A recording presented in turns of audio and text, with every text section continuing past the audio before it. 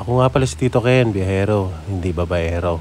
Nakasama ko si Tito Migs, nandito rin si Pamela, nandito rin si Kuya Tong, si Ate Aika, si Ate Bal, si Marel Tay, si Aki, si Kapitan Christopher Ruscha, si Ate Christina, ayan, nandyan din si Kuya Jason at si Ate Girly. Nagpagas muna kami sa Uni Oil, ayan, kilala na kami ni Kuya Edgar, madalas kami dito, so suki na kami ng Uni Oil. Maganda yung gasolina nila dito, malinis. Tapos nadaanan namin si Flo G, malapit dito sa pier. So tara, diretso na tayo sa Tutuban. Maulan ngayon dahil sa habagat. Pero tuloy lang ang laro, indoor game naman yon. 3 days pala kami maglalaro. So sobrang dami namin dalang gamit. Joke lang. May dala rin palang electric fan si Kuya Chris. Ilang gabi na kasi siyang walang tulog dahil sa trabaho. So okay lang yan, let's go man. So tara, pasok na tayo dito sa Tutuban. Mas maganda kung dito kayo magpa-park malapit sa Shakey's. Tingin ko shopping lang yung pinunta ng iba dito, nagtuturo na, hindi pa kami naglalaro. Kaya duda talaga ako. Sa 3rd floor daw yung laruan. May escalator pero hindi gumagana. Nagagalit na si Kuya Tong, gusto niya mag-elevator. Kaso kahit nga escalator hindi gumagana. Ayan, tara, dito na kami sa 2nd floor. Ay, gumana na yung escalator. Tumitingin-tingin si Akin ng maganda niyang sapatos. Ayan, pero hindi pumibili ng peke yan. Gusto niya yung original. Ito na, nandito na tayo sa Warzone Manila, Tutuban Center Mall. So ito yung mga rates. 300 para sa 6 hours. Kung magre-rent kayo, 800 para sa 6 hours. Tapos lakad na naman. Kawawa naman si Kuya Tong, ang dami niyang bitbit. Ito na pala, papasok na tayo ng arena. Maganda dito, maliwalas. Maluwag yung playing area. Ayan, silipin natin. First time namin dito, hinahanap namin yung safe zone kung saan yung standby area. Kaya ayan, nakakapapa kami. Ito na, nakita na namin yung safe zone. Ayan, maluwag naman, tsaka aircon siya. Ang ganda. Ito, ang dami niya electric fan. Okay dito, sulit yung ibabayad mo. Si Kuya Chris, tsaka si Kuya Migs, kawawa naman. Ang dami pala nilang bitbit. Sira yung escalator. Tapos di rin nila nakita yung elevator. So ayan, silipin natin yung arena. Pinaplano na namin kung saan kami magtatago para lang mag-vape. Hindi, joke lang ulit. Ayan, si Kuya to, nagpapalaman na ng tinapay. Sa totoo lang, hindi ko alam kung yung pinunta namin dito is picnic ba, may birthday yan, o maglalaro. May mga baon silang spaghetti. Ayan, ihahalo na lang yung sauce. Ito pa, may mga chips. Para saan ba to? Tacos ata. Ito ang paborito ko, Chips Ahoy. Solid to, yung chewy. Kaya tara, lapang muna tayo. Nagpalaman na rin ng tinapay si Kuya Migs. Ayan, peanut butter. Mas masarap daw kasing kumain kaysa sa maglaro. Kaya ayan, tara, kain na muna ulit tayo. Paborito ko itong peanut butter. Kaya ayan, di na ako nagpahuli. Nagpalaman na rin ako ng sakin. Ito na, isinubo ko. Sarap talaga, good shit. Binanata na rin pala namin tong spaghetti. Sobrang sarap. Ang galing magluto ni Ate Bal. Ito na. Naunahan ako ni Kuya Chris sa Chips Ahoy. Paborito rin daw niya yan. Nilagyan ko ng manggang spaghetti. Hindi, joke lang, cheese yan. Meron ding may baong pizza. Ayan, binigyan nila ako. Wala akong dalang pagkain. Hinahanap namin si Kuya Chris. Yun pala, nag-grocery siya. Nasa Robinsons, nakapila na. Nabitin daw siya sa spaghetti tsaka sa tinapay. Bumili siya ng mga pagkain, sagot na rin daw niya. Tapos ito, ilang minuto, bumalik na siya. Ito na nga, may dala siya isang plastic ng grocery, may soft drinks, may tinapay, at kung ano-ano pa. Tara, tingnan natin kung ano mga pinamili niya. Tapos ito, binuksan ko na yung plastic. May baon siyang soft drinks. Meron ding piatos. May Nova. May tinapay ulit. Ano yun? Cream O. Tara, lahat yan. Favorite ko. Kainin na natin lahat yan. Kuya Chris, ang galing mo talaga. Nabitin ako sa tinapay. Kaya ito, ang paborito ko. Ipalaman yung spaghetti sa tinapay. Sobrang sarap. Si Kuya Chris nga, naka full gear na, pero babanat pa ulit ng spaghetti. Ayan, ang dami pa niyang kwento. Tara, dasal muna tayo bago mag-start ang game. Para at least walang mangyaring hindi maganda. Pinagawa ko pala kay Kuya Jason yung rifle ko. Hindi kasi pumasok sa FPS requirement. Masyadong mataas. Binabaan niya ng konti. Si Kuya Chris, kinukwento niya, akala niya siguro malilin lang niya. Masyado ring malakas yung baril niya, nasa 400.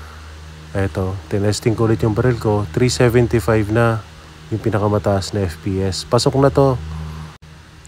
Tapos eto na nga, naka full gear na tayo. Malapit na mag-start yung game. Kaya babalik na lang ulit tayo mamaya. Ngayon na pala, eto tapos na yung first game. Nagpapahinga na yung iba. Ayan, si Kuya Chris naka-standby na. Hindi raw siya tinamaan. Tapos na yung first game. Tara na Kuya Mix, laro na ulit tayo. Let's go. Eto, may tama ako sa braso. Si Maril din, eto, may tama siya sa balikat. Ayan oh. Masakit din sa umpisa, pero mawawala rin yan. Si Kuya Mix meron din sa likod. Ang laki ha, parang pigsa. Tapos eto na. Si Kuya Chris naman yung chinek ko. Tara. Wala raw siyang tama. Eto. Oo nga no. Eto last weekend pa. Akong bumaril dyan. Wala rin dito. Wala rin daw sa braso. Ang yabang. Wala ngang tama. Ang galing mo na ngayon Kuya Chris. Second game mo pala ngayon di ba? Tapos eto lunch break na. Food trip na naman dito sa Mang Inasal. Bumili kami ngayon dito ng manok. Bumili rin kami ng family size na palabok. Halo-halo. Yung sa akin, crema de leche. Wala pa ata. So ito, kain na tayo. Ito na, naghati na lang kami ni Kuya Tong sa manok tsaka sa kanin. Crema de leche lang yung kakainin ko. Masyado pa akong busog sa dami ng kinain kanina. Let's go. Sinubukan ko pala kung bibigyan ako ng kanin. Titingnan natin kung marilin lang sila sa ani rice. Teka. Hindi nila ako binigyan ng kanin. Si Kuya Tong lang. Lalagyan niya raw ako. Eto. Hintayin natin. Hatiin mo na yan Kuya Tong. Ayaw talaga akong bigyan. Umalis na nga yung nagbibigay ng kanin. Hindi pa rin ako binigyan. Pero ang hindi niya alam, hindi ko na rin sasabihin kung ano. Tara, kain na ulit tayo. Dumating na rin pala yung palabok na hinihintay natin. Eto. Ito lang talaga yung order ko. Ayaw ko talaga magkanin. Tara, i-share na natin to sa kanila. Si Kuya Chris, ayan, kumukuha na ng palabok. Gutom na gutom pa rin siya. Kuya Chris, palakas ka. Bawi ka sa mga trabaho mo. Ito na yung paborito ko sa lahat, yung crema de leche. Masarap to, lalo na yung saging. Pero, syempre, mas masarap to kung lalagyan natin ng kalamansi. Ayan. Nilalagyan ko pala to ng kalamansi para lang pan-twist, hindi masyadong matamis. Angas ng mga Jordan dito, ayan o. Ang gaganda. Ang kukulay, kumpleto sila. Mura lang dito, 1,600. Ito, nagpo-full gear na ulit tayo. Tara, sabak na ulit tayo sa second game. Let's go. Let's go. Tapos na ulit yung laro. Ito na. Tinamaan na naman ako sa likod. Medyo masakit, pero kayang-kaya. Ito, nagre-ready na kami, pauwi na rin.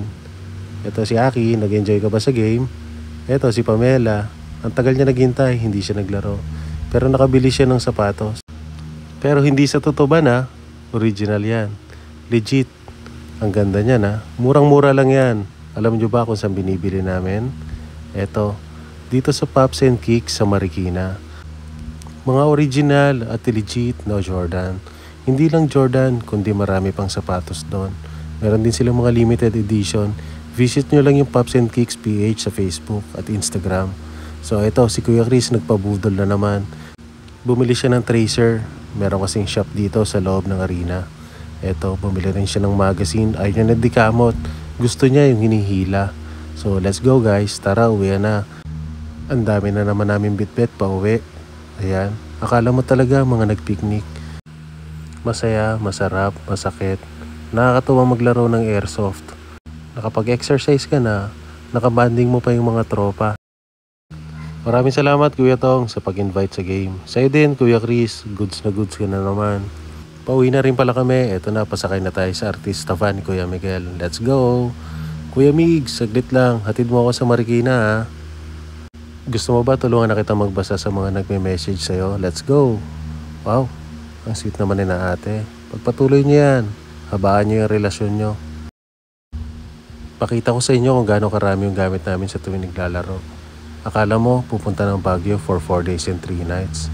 Kaya ayan, sobrang dami. Buti na lang malaki yung van ni Kuya Mix. Maraming salamat sa panonood. Bye-bye!